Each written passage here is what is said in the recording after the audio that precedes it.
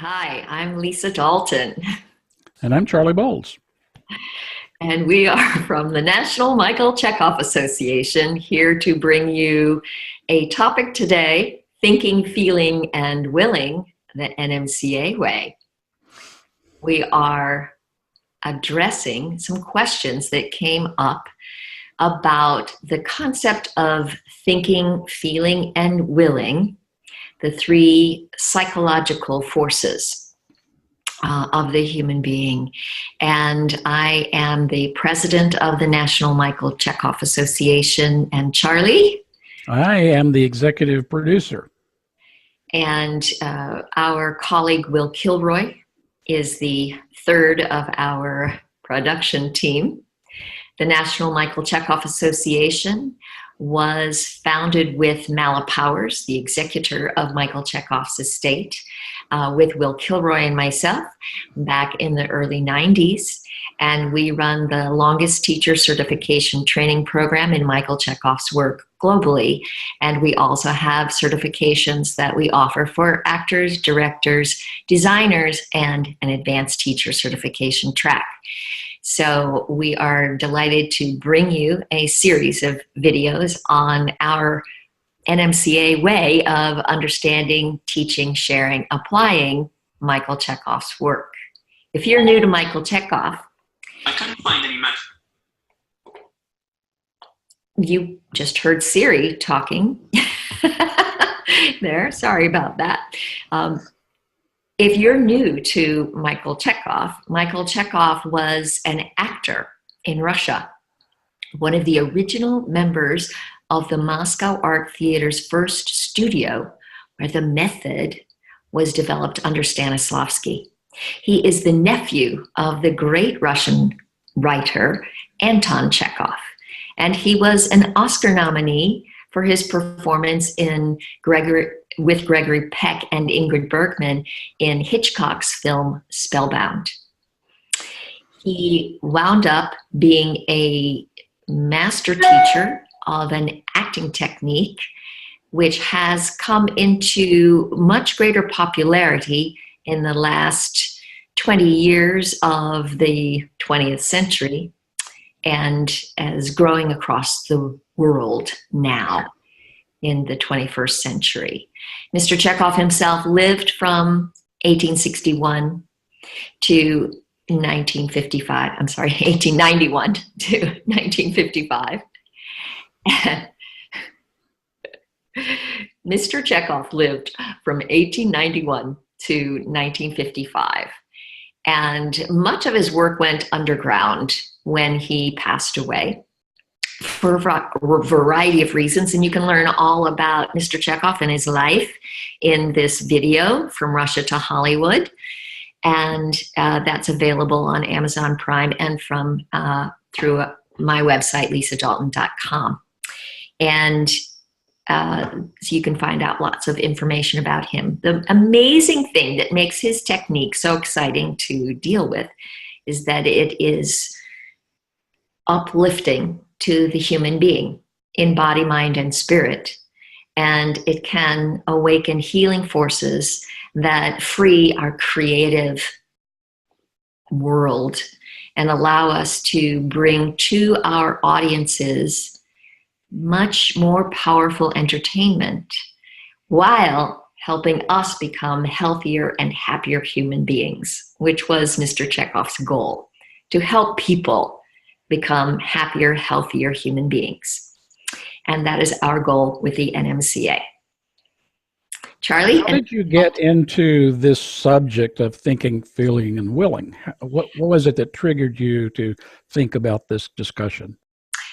One of the teacher certification candidates, Paul Hurley, sent me an update on his activities of teaching and how he's been employing all the things that he learned last summer at our New Mexico program that we did in last June. And I noticed that Paul was giving me a report on wonderfully successful teaching that awakened lots of response from his participants in his classes, but he was, and I was pretty sure he was talking about the concept of thinking, feeling, and willing, but he referred to what he was teaching as 3 centers. And so I wrote back a question. Are you talking about imaginary centers, which is an energy located somewhere in and around a character that has a quality, a degree of mobility, an image, you might say, and a location which can instantly inspire a whole character? Or are you talking about the 3 psychological forces of thinking, feeling, and willing? Because I was pretty sure he was talking about thinking, feeling, and willing. And this past summer, when I was at an international conference in Connecticut with the MICHA organization, I noticed a lot of my teachers, where I was attending as a student, were referring to thinking, feeling, willing as centers. And this was a great concern to me because I experienced that as a limitation to how I can understand thinking, feeling, willing. And because I am kind of meticulous about helping the people that we mentor to understand the languaging of Mr. Chekhov, I told Paul that I was going to create a video that we could all look at that would help understand perhaps another way of looking at these 3 ideas of thinking, feeling, willing, why they're important, why I feel it's so important and exciting to understand them not as centers, but as forces and or functions of our psychology. They are a trinity of forces that form our psychology. So that is what is inspiring this work. What is important about getting the languaging correct, using the right words? There are many different acting techniques that are very popular out in the world that offer many perspectives on the same art of acting, all with the goal of enabling the actor to get into inspired states. And I'm sort of gesturing here, mirroring this chart behind me. This chart was, a version of this chart was hand-drawn by Michael Chekhov for Mala Powers. And when Mala and Will and I began teaching together in the late 80s, we utilized this chart as the centerpiece for our pedagogical structure, the way in which we teach. Everything, all of Mr. Chekhov's tools send us or enable us through concentrating on any given tool, the opportunity to trigger a state of inspiration just through concentration on that one tool. And what is so amazing about these are the words that Mr. Chekhov himself uses. There are, for example, Laban, who created a system of movement for dancers to notate movement. His work is often taught to actors in movement classes. And Laban began as an architect. So his languaging has a very, you might say, geometric, linear or thinking force to it that appeals very strongly to people who have a predominance of that sort of thinking force. Mr. Chekhov, one could say, was a feeling-dominated human being, and his languaging goes to the world of images and feelings. And because he also was working in a very esoteric level, a very high esoteric level, he also was working with a higher level of thinking, feeling, and willing. And therefore his languaging appeals to that part of the artist who is also operating out of the highest levels that all art does. It seeks to heal humanity. It seeks to uplift us, balance us through its entertaining process. And that takes it all the way back to its origins. And Charlie, you know how far back the origins of entertainment, performance, and performance training go? I have heard a very long time. What has your research told you?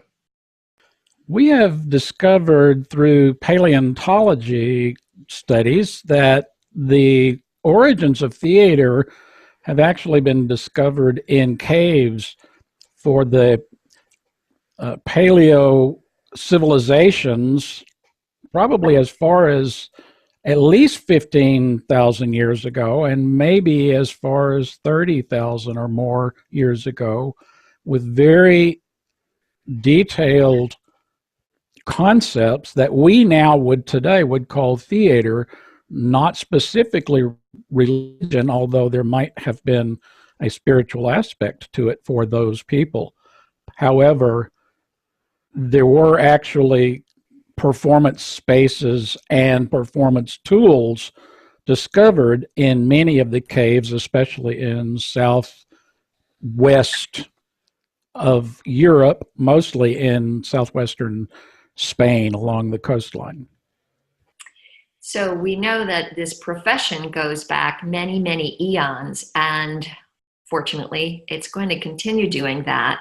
And that is one of the reasons Mr. Chekhov's work is becoming even more critical at this time, because Mr. Chekhov is always inviting us to hold an image of uplifting and inspiring our audience consciously.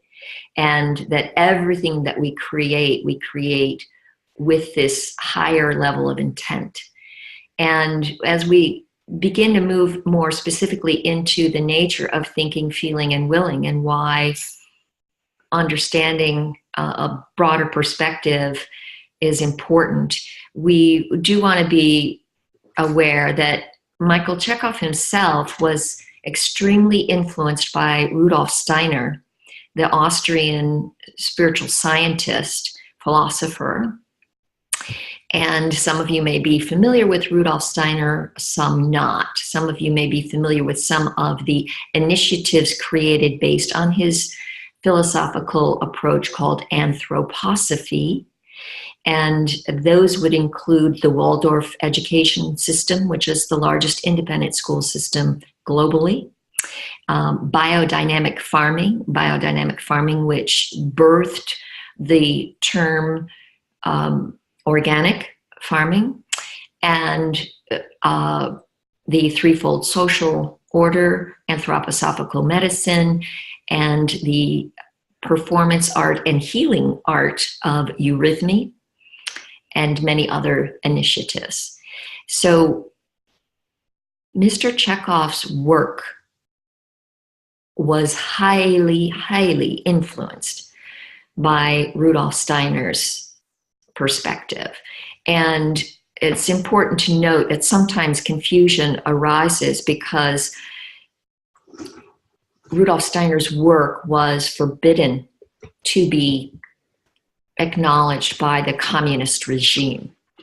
And it was considered very confusing, intimidating, and scary to a lot of people.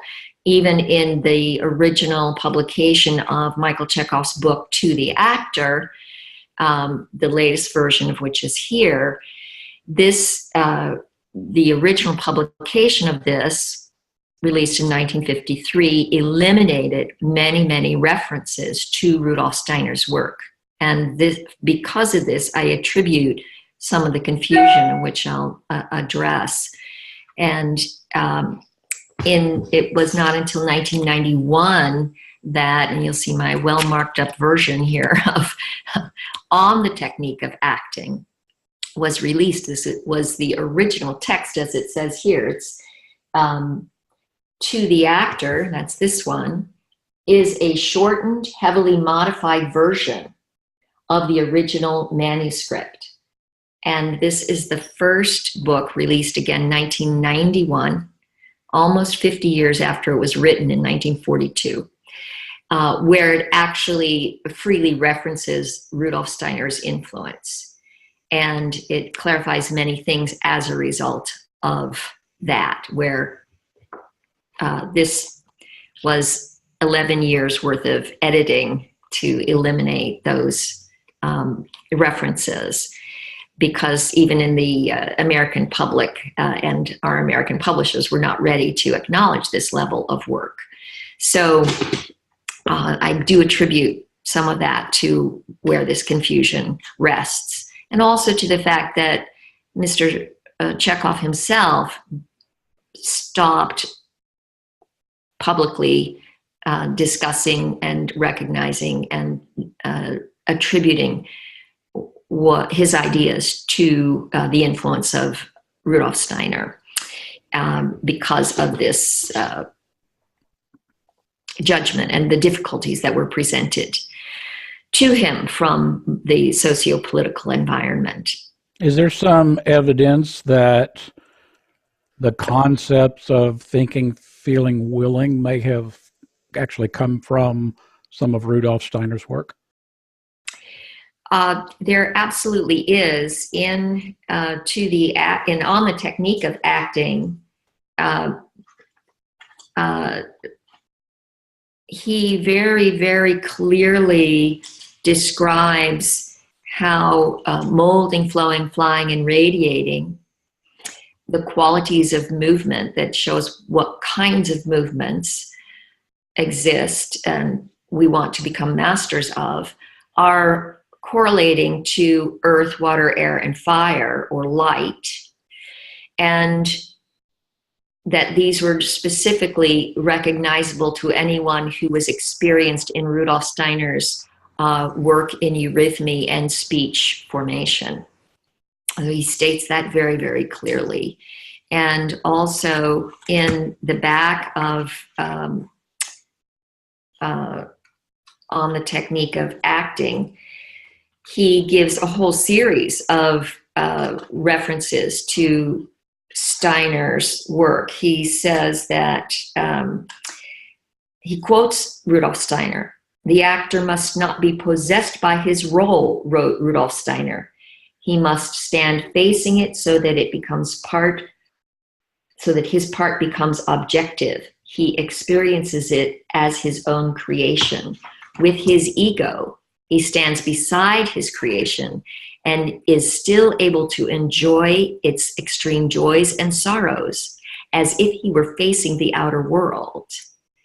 And he continues to quote Steiner further, and this is on page 155 and 156 of On the Technique of Acting. He quotes Steiner's work with Goethe, and this is all in relation to his discussion of the state of inspiration and the higher ego. And the fundamental premise of Mr. Chekhov's work, where he discusses the concept of an independently existing image, is definitely something that comes from an interest in what one would call super-sensible worlds, that there is something beyond that which we can experience with our sense of smell, hear, sight, taste, touch, that there's some power that's invisible. And this invisible power has definite impulses, orders, it has ideals, it has natural laws.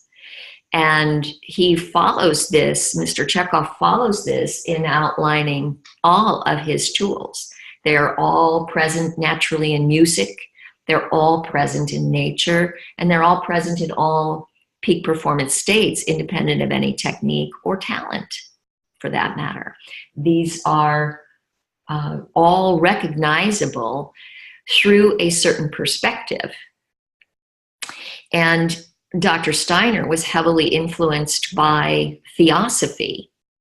And just like L. Frank Baum, who wrote The Wizard of Oz, one of the important ways that humanity comes to learn about our forces of thinking, feeling, and willing is through metaphor and allegory.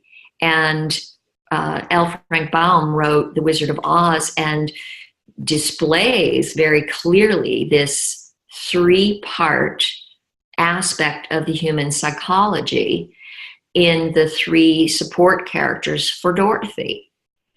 And so we'll talk a little bit more about that and about how we can use that to help us understand how to incorporate and apply thinking, feeling, willing, and the breadth of it. Let's go back for a second to that original question about thinking, feeling, willing versus centers.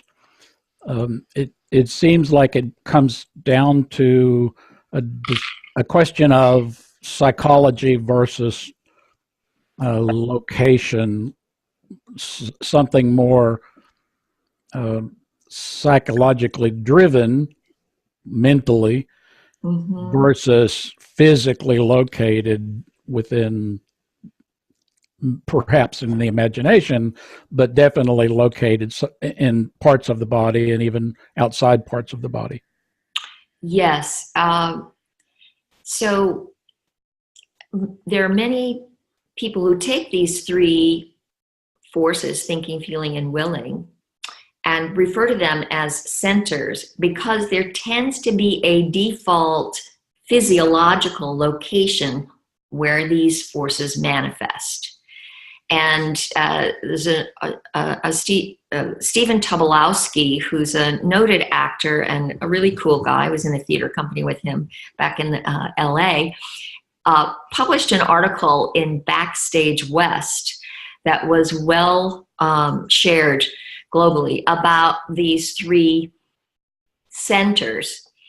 And it was a very basic article, and it was great, attributing them to Michael Chekhov. It was a great way to help actors find some variety in their characterizations. The head center, the heart center, if you will, and the groin center being the thinking, the feeling, and the will force. And so many people just kind of picked up on that. And I deeply, deeply appreciate the publicity for Michael Chekhov's technique, and Stephen's work is absolutely terrific. You can see very, very versatile, transformational actor.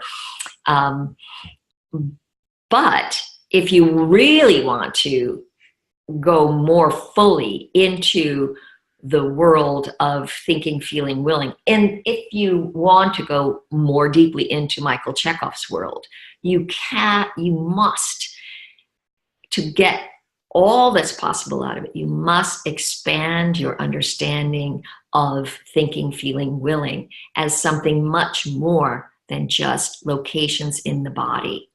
So maybe that now would be a really good time to give a quick overview of thinking, feeling, willing as tools to use.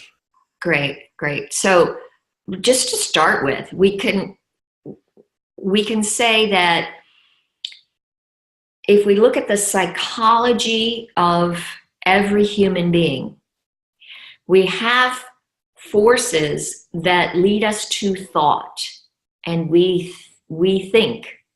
Some people say, I think, therefore I am.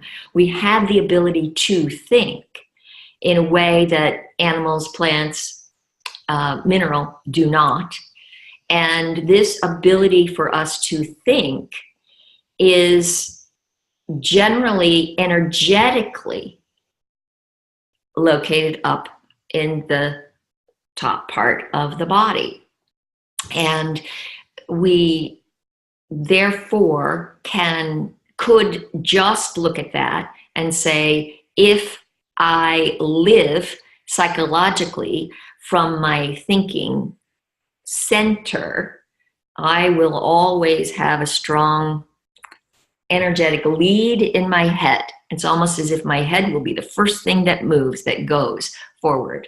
And this is kind of classically demonstrated in the very, very intellectual, smart person who really does extend their head and their forehead, where that frontal lobe is prominent, and speak very directly, rather flatly, very logically, and lead, and they take all their actions out of this force of logic.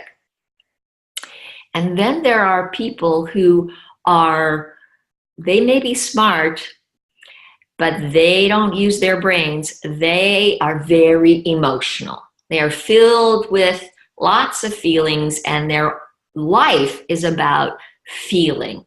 They're maybe very sensitive and easily hurt, or very excitable, or closed off and shy, but their decisions kind of operate in a way that makes them feel better or tries to affect their feeling life. And so these people tend to have their energy more prominently in circular forms in the middle of the body. And as I said, they will be responsive to emotional conditions. And then there are people who may be dominated by this will. And the will is perhaps the hardest to understand. And it is, if we look at the concept of will, it's the energy that leads to action. And understanding that, it is where all objective lies, all aim, my purpose, everything that gets me to actually do, the doing, the energy to do is will force. And that tends to live in the part of our body that gets things done, which are our limbs, our legs and feet, and the lower part of our body. And those patterns tend to be more associated with the earth, whereas the feeling, emotional patterns tend to be associated with the element of water, and the thinking tend to be associated with the element of air. And they have a different kind of music to them, if you will. This tends to be monotone, and this feeling force very melodic, and the will force tends to be much more a deeper, more grounded kind of sound, like the earth. And so these forces are present in all people, and we see them in many different belief systems. We see them in the Hindu Trinity. We'll see them they are apparent on the Jewish tree of life. They're in the Christian Trinity of the Father, the Son, and the Holy Spirit, and the will of God and the feeling of Christ and the Spirit, the mind, and or however you want to spin it. There tends to be this three-part, this trinity of forces that operate in all human beings. And in as much as every part of us is kind of a bit of the microcosm of the macrocosm, these locations repeat themselves in all body parts. That just in the hand, where our thinking, our feeling, and our will forces live, or in our head, where our thinking, our feeling, and our will forces live. In our foot, the same thing, the heel of the foot, the arch of the foot, and the balls, toes of the feet. And they manifest in the torso, our thinking shoulders, and our feeling heart, tummy area, and our groin, if we just look at the torso. So every single body part is like a miniature version of the whole. And all these connect together. We all have all three of these forces. And we may be taken over at any given moment by these forces. And each of these forces has a quality to it. And that is one of the big distinctions that we are losing when we call it a center. These two facts that there's a microcosm in every part of the body, and there are different qualities possible with these three forces, so that a character may have a slow thinking force, and they may have a rapid, expressive emotional life, and they may have a crippled will. They could have all of those.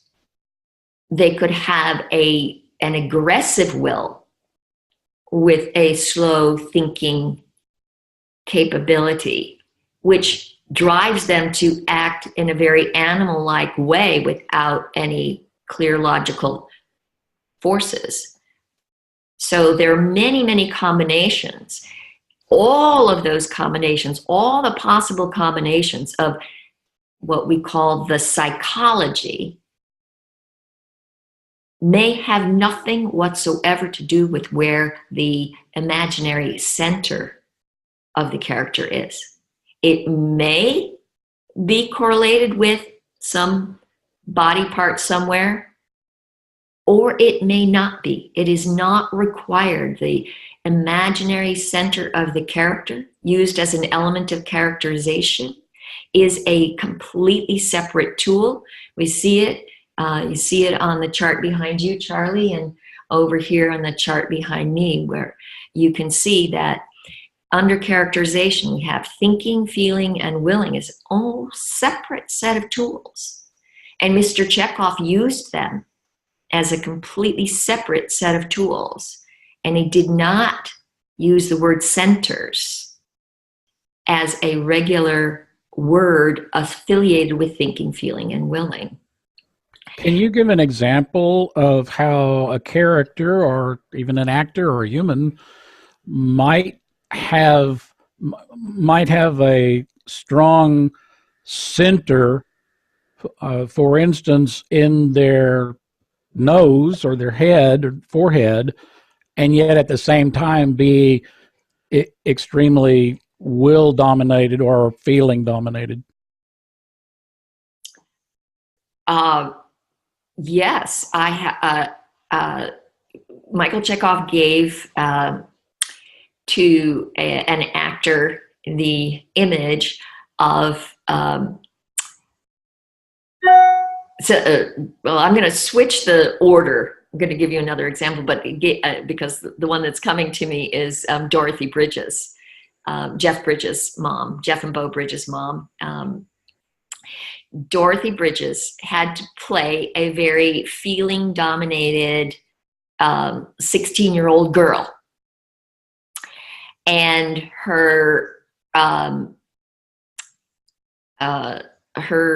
she already had given birth to Bo and Jeff, and she was 25. And she just could not connect with the youthful vitality of the 16-year-old girl. And so Mr. Chekhov said, Dorothy, just put your center down, just like you have to go pee so very badly. So he had her put her center in her vagina, which is distinctly not the feeling force. It's nowhere near what is generally considered the feeling forces. But she was a feeling force character. To awaken this feeling force character, he had her put it in her will force, and her will was to hold herself from peeing. And it generated a feeling dominated character. So he had another character who he said his center is in his forehead, and it's like he's got this big thick rope tied in a knot, and without his hands he's trying to untie the knot there, and he can't. And so since he can't, he just his will is sort of out of control there. So technically it's a thinking problem. It's an image for the thinking force of the character, but the character so it's a center up here, but it's a will character. So those are examples of how utilizing a center can help you express a particular character and is with a certain psychological predominance, but does not at all require you to align the imaginary center with one of the points on the body, in and around the body, because Mr. Chekhov said we could put our center outside of the body and in other people as well, or in objects. So if we could only put our center where, in the thinking place or the feeling place or the will place, we'd only really have 3 places to put centers. Or we'd only have 3 ways. If you could put centers anywhere and you separate it as a technique, but still think of this as another group of centers, you would limit all of your expression of thinking, feeling, and willing to these 3 generic locations without awakening the individual qualities that every single character will have all 3 and will have qualities for all 3. How does this, how would you make a distinction with centers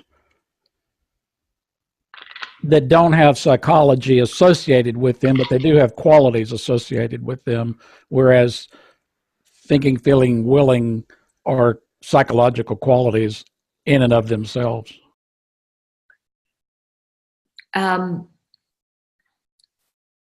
Well, what I would say is any one of the tools can itself create the psychology of the character.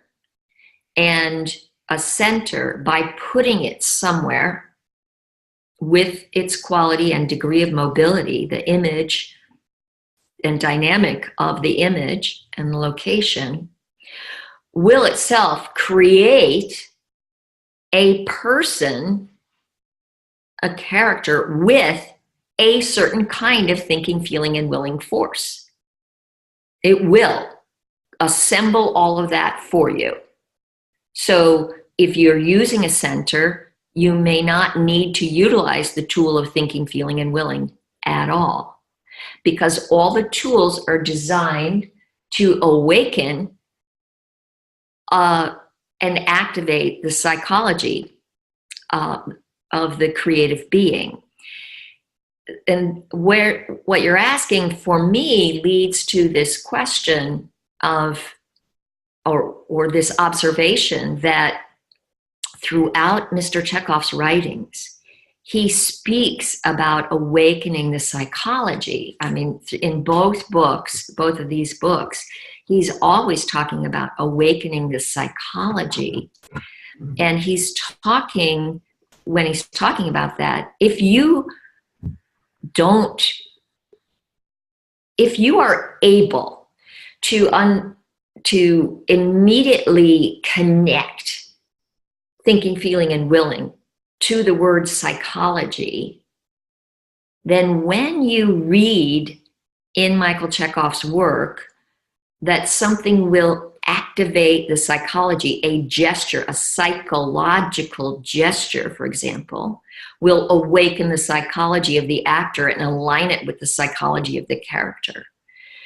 An atmosphere will affect the psychology of the character. A personal atmosphere will affect the imaginary body will affect the psychology of the character. If you know that when Chekhov says the imaginary body will affect the psychology of the character, you know he is saying that an imaginary body will affect the way the character thinks, the way the character feels, and the way the character wills. The way they express their thinking, feeling, and willing, the way they are predominated at different times by their thinking, feeling, willing forces, and the physical manifestation of that will all be present in the imaginary body. If you don't know that when he says awakens the psychology, if you don't know that that means awakens the thinking, feeling, willing forces of, then I think our modern tendency is just to read that as that word psychology as some, whatever your understanding is of Jung and Freud and whatever your generic perception of psychology is what you'll associate. So it doesn't give you a specific trigger when I am able to ask, wow, how did this center out here in front of my nose with a flashing pink bulb affect my psychology? Then I can say, how do I think differently? How do I feel differently? How do I will differently? How do I express those? And when it changes and moves onto my nose as a hard steel point, how does my thinking change? How does my feeling change? How does my will change? I will never arrive at that kind of leading question to lead my imagination if I don't associate psychology, the word psychology, with thinking, feeling, and willing. And this is hugely lost. I mean, it's a great loss to read this incredible material and see how many times he uses the word psychology, and to not know that he is drawing upon the understanding of psychology as the thinking, feeling, and willing forces of the character. That's a great loss to me. Can you talk more about the Wizard of Oz ideas? Perhaps those description of those characters will put a little more specificity on how thinking, feeling, willing qualities can define a character. Yes, yes. So it's a great thing. Let me jump for a moment to talking about another example, very basic example of the will force that is present in many, many cultures, this fable of animals, the tortoise and the hare. So in some languages, they're different animals, but the story is the same. In the tortoise and the hare, they're in a race. And this is a story about the will force, two different kinds of will forces. The hare, which is a rabbit, does what? He jumps all over the place. He can go so fast. He knows he can beat the turtle, right? Because the turtle goes so slow and the rabbit goes many, many times faster. Well, he goes so fast, he decides he can go off in this direction, he can go off in that direction, he goes over here, over there, he winds up falling asleep. And what does the tortoise do?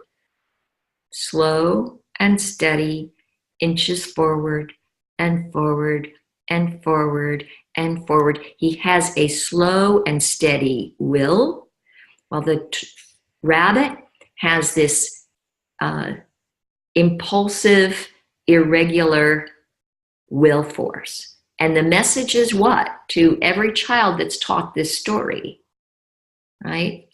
Slow, steady, persistent will get you where you're going.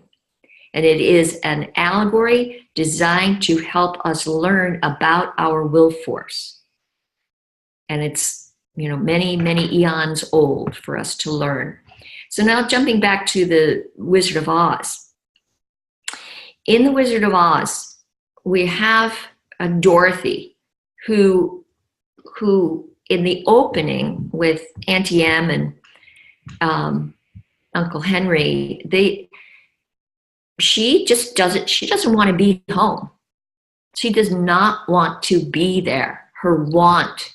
She runs into problems with the, Mrs. Gooch or Gulch or whatever her name is, and doesn't like her doggy. And nobody's interested in play. She just doesn't want to be home. And she wants to go somewhere else. And then she has this big tornado. She's transported into this world of Oz where everything is sort of turned upside down. It's all in big, bold, bright colors. And she is sent on this mission because now she suddenly wants to be home. And this mission brings to her 3 team members. She meets a scarecrow, she meets a tin man, and she meets a lion. And when we think of the Tin Man, we think he's very straight and linear. And he is stiff and straight, and his big wish is to be in relationship, to have feelings, to have a heart. He doesn't have a heart. He has this straight. And we meet this scarecrow who's all over the place. He's curvy instead of straight. And he wants to have a brain. If he only had a brain, if he could think. So if he could think and the Tin Man could feel, then they would be happy. And then we meet the lion. Now, if we look at the will force and say it's located in the bottoms of things, we see the bottom of the hand, the thumb and the heel of the hand. We hide that. And a strong jaw, a strong will, iron will. Well, if we make that wobbly, and if we say strong groin, strong thighs, and we hide our groin and strong, put our foot down, our heel, strong will. If we weaken that, lift our heels off the ground, hide our groin, and hide our thumbs and wobble our jaw, we come up with the cowardly lion. And so he wants courage to take action because he's afraid to take action. So he is, in effect, desperately needing a strong will force. He is, in fact, dominated by his will force. It's just a weak, cowardly will force. And we see that these 3 characters, ultimately, when they get to the wizard, what do they discover? They had it all along. They had it all along. And so this is where you see that every piece of tin on the Tin Man is actually round. And he actually does have very powerful feeling. And every piece of the scarecrow is actually made of straw. It's air-based and it's straight. He actually does have the strength of his thinking forces. And the cowardly lion has very big and powerful jaw, a mane, paws, thighs, even a tail. He has very strong will forces. So they find they had them all along.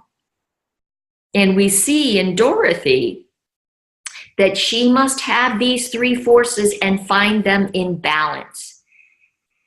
And that balance is something that she has to find through her will force to want to be home. She has to click her heels 3 times to balance her thinking, her feeling, and her will force to bring them into the center of her being.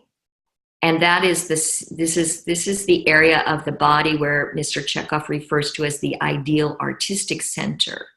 The center that if we are perfectly well balanced in our thinking, our feeling, and our will forces, we will be at this balance point in the ideal artistic being and human being, the ideal human being, the intersection of these vertical and horizontal forces that meets in this center in the chest.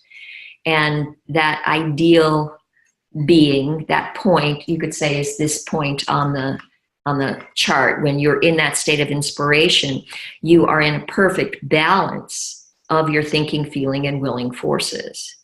And it becomes extremely important for the human being, all human beings, because when our thinking, feeling, and willing forces are out of balance, which they all are, but we do get in trouble with that. So we see that that Dorothy had to want to go home. She was maybe overwhelmed by her feeling forces, feeling unloved, feeling unwanted, something like that. Or maybe she was troubled by her thinking forces. She couldn't figure out anything to engage her mind there. Or her own will forces crippled because she had nothing to do, nothing creative to do.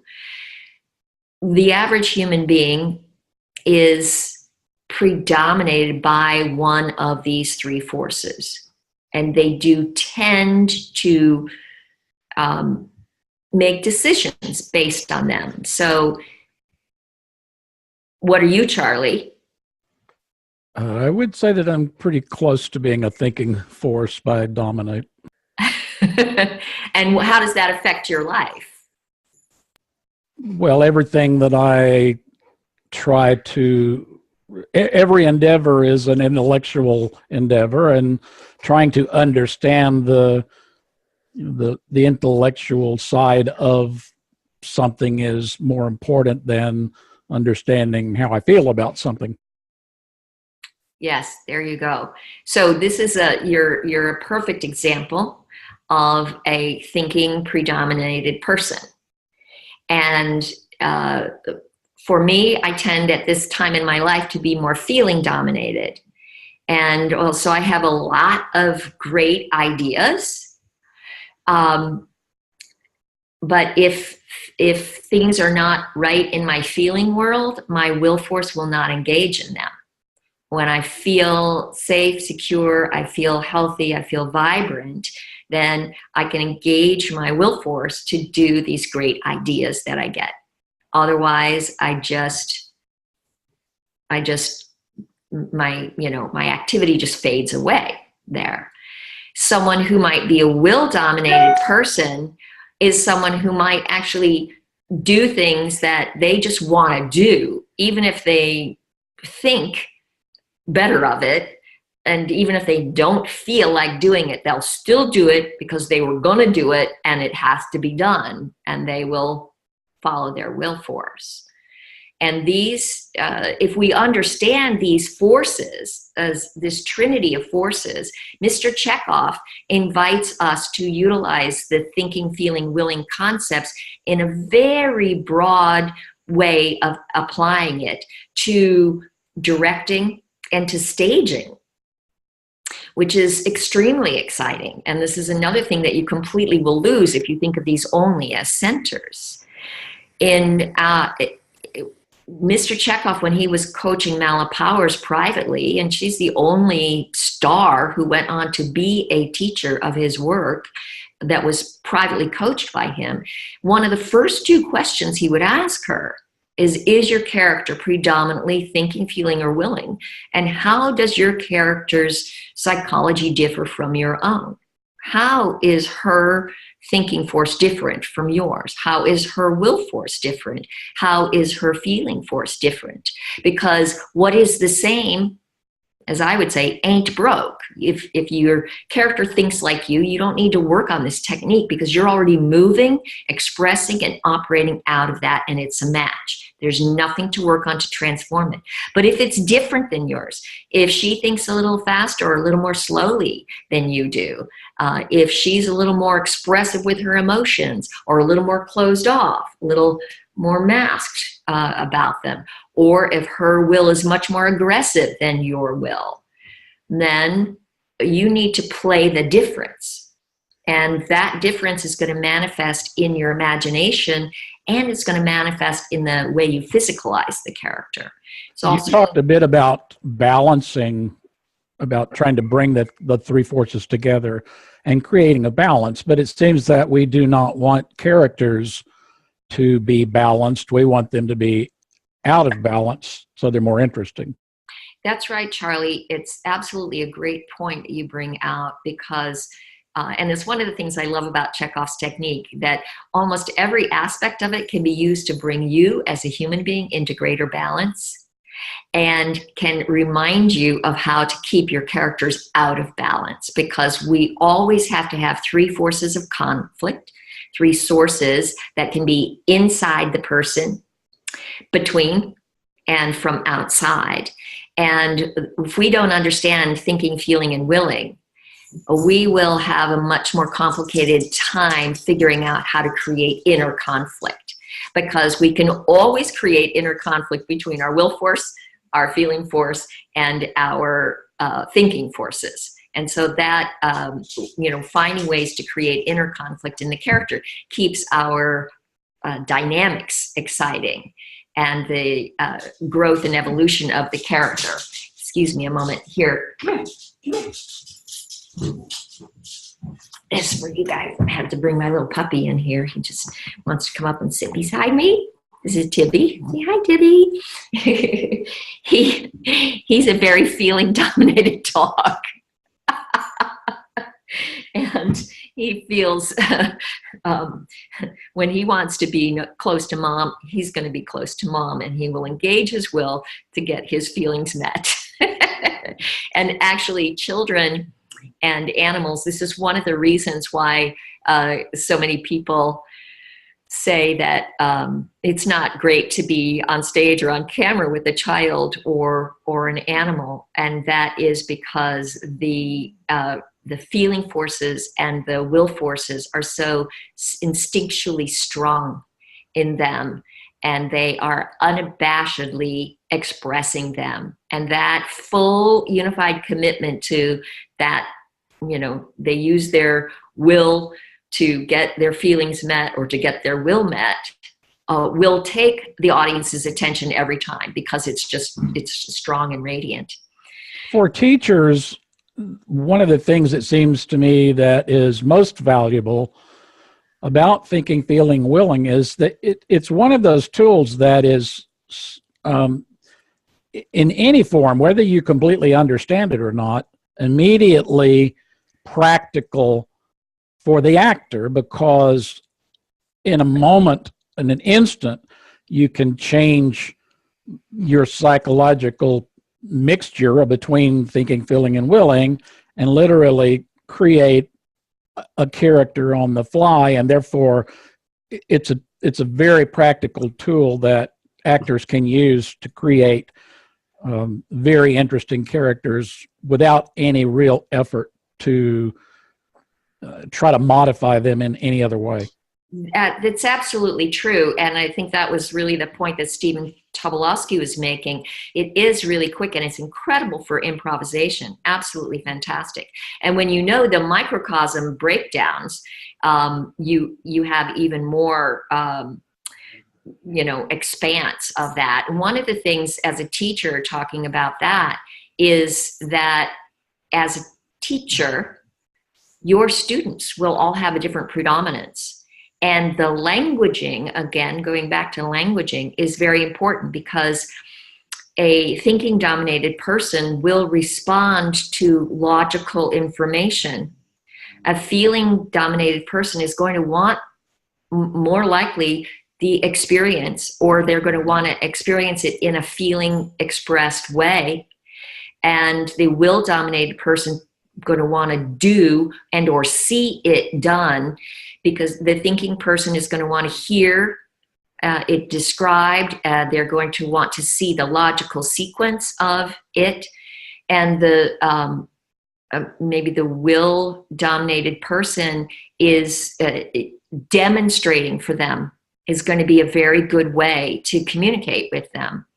And using the words, if you think about, or how, if you feel, right, or do, these will appeal on different levels. The we mentioned the element of water associated with the feeling forces, and that element of water has a certain kind of flow, and so your speech patterns have more melody in them.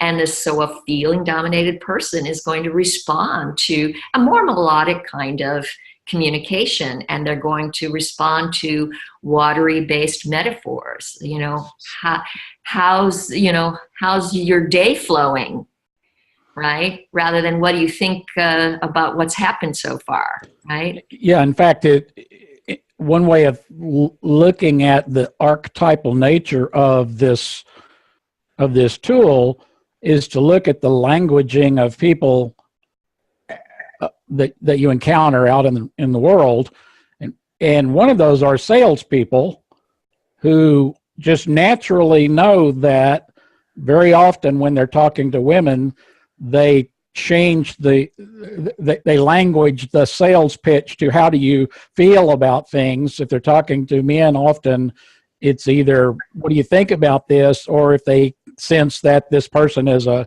real action-oriented person, then they'll change that to what do you want to do about this. So they literally change their language. They don't know anything about thinking, feeling, and willing, but there's something so archetypal about this that they just automatically know they need to change that language for that person. That's right. That's exactly it. And you'll see that certain sounds are associated more with thinking, like your fricatives and your plosives. So your crisp sounds. So those T's, P's, B's, K's, they tend to be more dominant. They're toneless, right? They're and so it's very absolutely this kind of crispness that comes with this air made out of air, right? And that the sound wave that travels in that thinking force. Let me hear your thoughts. Let me hear your thoughts on that, right? As opposed to how do you feel? Look at the word feel, and you feel all of that in it, as opposed to think there. And even a thinking dominated person will take letters like G and crisp them into a K. What are you thinking? You know, I'm going, right? I think I'm going to the office today. And they'll take a D and make it a T, today, as opposed to today, today. And we hear this in certain languages, like the Germanic language has many more thinking, and they're noted for their incredible thinking capabilities. In fact, I would say that you could apply thinking, feeling, willing to definitely to different cultures, but you also to even different civilizations, and perhaps even different eons of civilizations through our history. I think that's true. And you could look almost geographically how, as we get further south from the northern countries, are very crisp languages. And then we get into the Mediterranean, for example, and we have this very feeling dominated, the Spanish, Italian, all those languages. And then we drop down toward the equator, and we have a lot of jaw-based work. So it's just an interesting thing. It tells many, many different stories. And one of the things that an actor can do if they understand all of this is they can look at a well-written script, and they can see the metaphors, the illusions, the images will reveal to them the repeated sounds of the speech of their character. If it's a well-written script, there will be different characters, some who are thinking, some who are feeling, some who are willing. And if you're an actor and you're in a scene with someone and you are able to immediately recognize whether they know about TFW or not, if you're able to recognize what they are, you want to make sure you're not that. Or if you must be that, make sure the quality of your thought is different than the quality of their thought, and you see this in comedy teams all the time. Laurel and Hardy, you can look at quality of their thought is very, very different. You look at the Three Stooges, you have a thinking guy, a feeling guy, a will guy. You have this repetition that appears over and over again. So as a writer, as a director, you want to introduce contrasting characters. And one way to contrast them is to make sure that those key players are contrasting in their thinking, feeling, and willing, predominances and qualities. And for your own arc, character arc, if we look at Scrooge from A Christmas Carol as a classic example of a person whose thinking, feeling, and willing forces change dramatically over the arc of the character. And we could see that he had a very strong will force. It's very a greedy will. And he has no feeling forces whatsoever. And all his thoughts go to money, money, money, money. And as he grows, you could look maybe at the three ghosts and see, does one open up his thinking? Does one open up his feeling? Does one open up his will force? So that, you know, when he sees Tiny Tim die, you know, what does that change? How does that change his feeling force? How does it change his will force? Right? And then in the end, he does a whole series of actions that reveal his thinking, feeling, and will force, now warmed up, open, compassionate, and generous. So one way to actually look at the practical use of thinking, feeling, willing as a tool is that every character wants to have a transformation through the arc of the story. And so you could pretty easily apply your thinking, feeling, willing mixture one way in the beginning and another way totally opposite from that in the end, and you almost ensure that you have a very interesting and noticeable arc in your character. Yes, yes. Another place that I apply this is in the archetypes of characters. And then remind me, I want to talk about archetypal gesture and psychological gesture. But in the archetypes of characters, in most storytelling, we have 4 basic archetypes of characters. And that's like, we have the hero, we have the villain, we have the bystander or witness, and we have the victim. And in these stories, these archetypal characters, they all have a different quality of thinking, feeling, and willing. Your hero so I call them intelligence, emotional availability, and authority, IEA. So thinking is intelligence, emotional availability is feeling, and authority is will. And so I call it the IEA factor. And so our hero is going to be high in all 3. But he or she may have a change in that, because these days we often have a flawed hero. You know, she's got this vulnerability in her will force, or in her feeling force, or in her thinking force.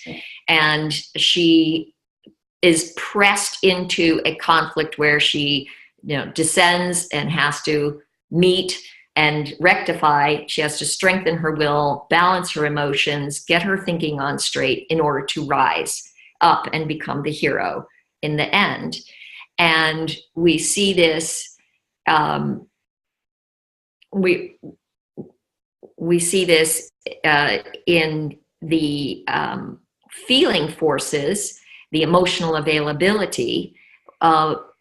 When we look, for example, at the victim generally is going to have a low intelligence level, but a very high emotional availability and a low to moderate will force. I mean, maybe the witness, if it's on some law and order type thing and they are the scientist reporting, That witness is going to have very high intelligence, but, you know, very minimal emotional capacity, very, you know, high authority level for their particular genre. And your villains will have high authority. They may have high or low intelligence levels depending on whether they're the top villain or the villain's thug, right? And very minimal emotional availability. So you can flip what your qualities are and come up with these major archetypes. But every person's body is going to look like it's a certain level of intelligence. And in Los Angeles, there's a guy who made a whole career on having actors take a buddy into a grocery store or to the mall or something and asking people who are sitting around to, you know, go look at that person. Tell me, what education level do you think they have? What kind of person? So just getting a complete stranger's observation of your, in effect, your intelligence, your emotional availability, and your authority. And because your body looks like that, you're going to be typecast in that. And so when we come to creating headshots, we should create a headshot that helps the casting director know immediately about your IEA factor, your thinking, feeling, willing capabilities. And that way your marketing of yourself as an artist is going to pinpoint the IEA factor and let your picture stand out from everybody else's photos, because everyone else is trying to look the nicest, them with and without a smile. The most evenly balanced ideal being, which is not what we're acting. We're acting these out of kilter characters who are, you know, seeking balance or seeking to deepen their out of kilterness and going to get their comeuppance one way or another. There's a piece of this discussion that goes a little deeper and probably gets to the idea of why there is some confusion about centers and forces, and that is the connection between the terms forces and energy, because we learn energy patterns and we learn to place energy in places that we want to focus or concentrate on, but that overlaps a little bit with the idea of like the psychological forces. Can you talk about that? Mm-hmm. Yes. We'll go back to the concept of the tangible versus the intangible. Tangible, that which you can touch, and intangible, that which you cannot touch. And when we talk about the psychology of the human being, these thinking, feeling, and willing forces, you can't literally touch them. You could touch body parts that tend to express them, but that's really all. And so when we look at this concept of energy, as we speak about energy in our technique, in NMCA, we talk about the fundamental idea that what Mr. Chekhov did was he looked at energy patterns that are present when peak performances are occurring. And he identified and codified them, and identified them with a means of metaphors and images found in nature, where we could then begin to move in conjunction with our imagination, move these energies and become masters of energy management. And to expand the energy, contract it, to make it more earth, air, water, light, to direct it, to push it, to pull it, lift it, smash it, gather it, throw it, etc. And once we learn about all those energies and can do all those basic energies on command, then he invites us to connect with images that instantly unite all the energies.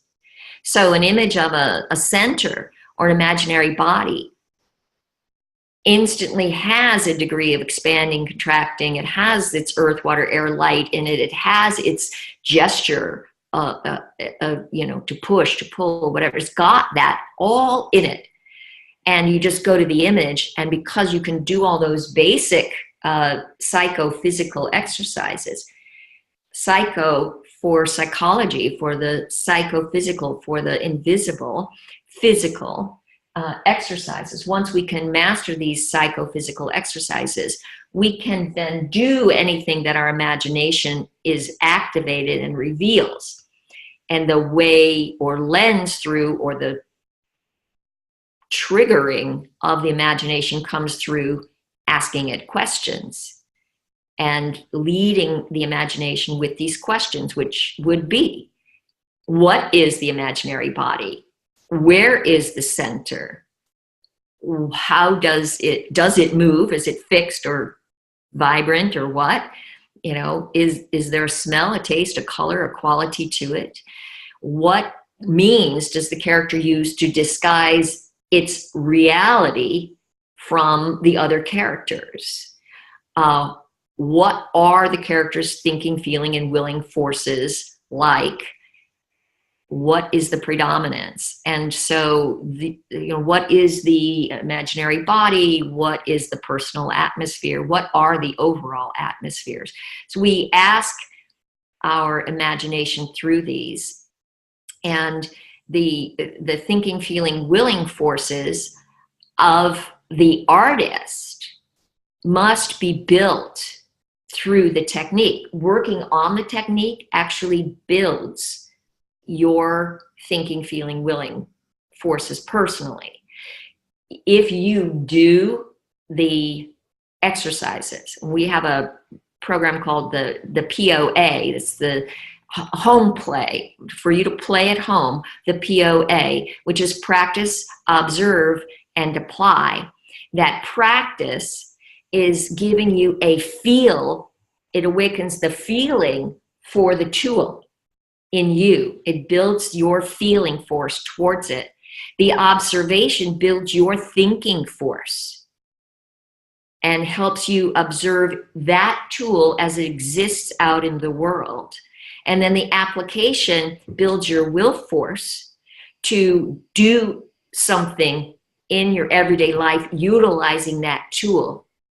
And doing this POA process builds your thinking, feeling, and willing forces as a human being and as an artist, bringing them into balance. So we actually use the technique itself to grow our technique. And I wanted to talk about archetypal gesture and psychological gesture. There's quite a bit of confusion about that in a lot of Chekhov worlds that I see. And I see archetypal gesture as the ideal form of basic will impulses. And we train ourselves to be able to do the basic will impulses. And by archetypal here, we mean that which we know, which we were never taught. We can talk about the essential core or the most ideal expression of. And here we're talking gesture as opposed to character. And it's important to distinguish between an archetypal character, which is like the general, the mother, the orphan, or the villain, the victim. These are archetypal characters. And we're not talking about their psychological gestures. We're talking about training the actor to be able to awaken the urge. And Chekhov uses this term urge quite frequently regarding gesture. The point of an archetypal gesture is to train an actor to be able to express or awaken the urge to push, pull, lift, smash, gather, throw, whatever that gesture is. When the actor actually puts it into context in a speech, in a play, in an improv, whatever it is, it automatically gains the additional parts of psychology to the will, which is the thinking and the feeling forces.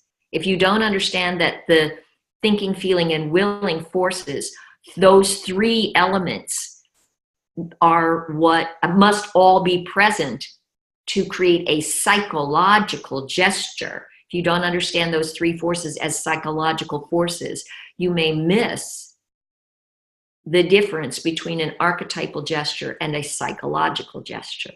So there's the primary point of the definition about archetypal gesture is that it's essentially will force in action all by itself.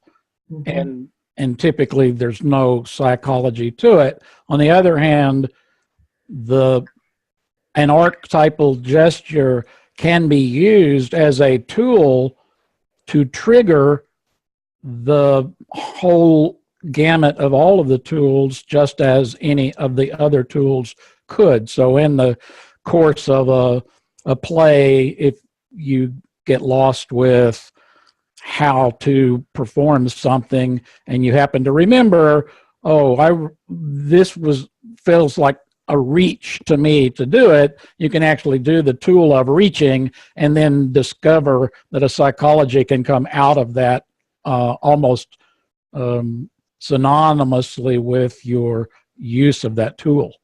That is correct. It instantly, the moment you think archetypal reach, because you're expressing it as the character, it automatically, your artistic being will automatically fill it with some quality, some reason why to reach, some reason of what you're reaching for, some feeling of why you must, how the emotional response to not having that you're reaching for will be living in you, and the urge to reach will be there.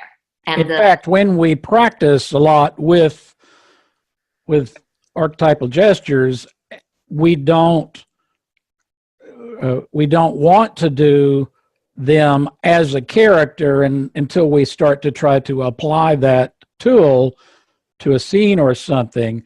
But in the course of doing that archetypal gesture, many of us will feel some kind of response or some kind of a feeling that comes out of it without actually trying to define it. So for many of us, our own internal psychology will put some kind of feeling into reaching because we practice it as a tool. But what you're describing is that we are actually using the tool as a way to get into character. Then that applies the character's thinking, feeling, willing function. Those forces come to play with that tool as it's being used, and therefore empowers the character with that new psychology. That's right, and that's really important, Charlie. Just to kind of reiterate that, when we do just the archetypal gesture, we're trying to do it completely universally, free of any positive or negative, any aggression or repulsion to it. So some of us, most of us will, in the same way we might be predominated by thinking, feeling, or willing, we also might be predominated by a tendency to push through the world, for example, or pull the world into us.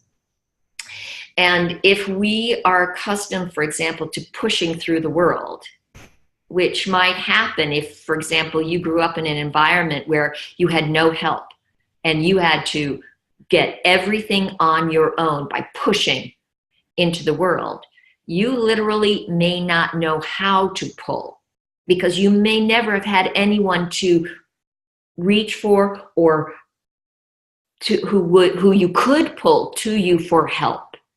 So all of a sudden you've got a character who's very needy and always trying to, and you can't play her. You can't connect to her because you've never been that needy. Your body just won't even do pull. And so when you practice the archetype of pull, you may fall over, you may be very unbalanced, but as you do it, you restore to your human psychology the ability to experience, I want to pull, I can pull safely. And you experience it without any neediness, without any danger. It's a very safe environment. And all of a sudden, out in your real world, you suddenly realize you can actually ask for help. And suddenly you have expanded your own personality. You've freed it from a limitation of give and take. Now you're actually able to receive more from people, and you actually feel more connected to people. You don't feel so abandoned anymore. Now, if you never are able to learn how to pull, then because you always see pull as a weakness, you'll never learn that jerk can be just as powerful and dangerous and vicious and aggressive, right? If you have to play an aggressive character, right now, all you'll do is shove every time you play aggression.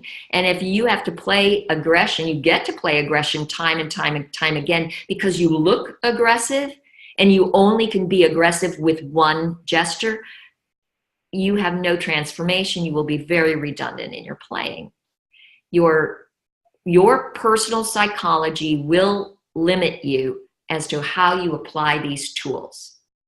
And if you understand that by being able to find the neutral or ideal universal way of doing push, pull, lift, smash, gather, throw, Chekhov never actually gave a finite list of what the archetypal gestures are.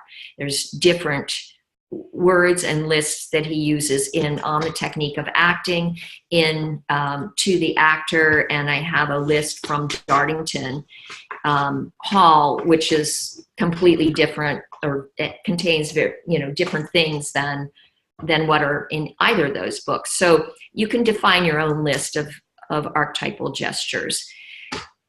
What you always want to remember, formula-wise, a psychological gesture has the Trinity of Psychology. And it's very hard to master psychological gesture without understanding what thinking, feeling, and willing are.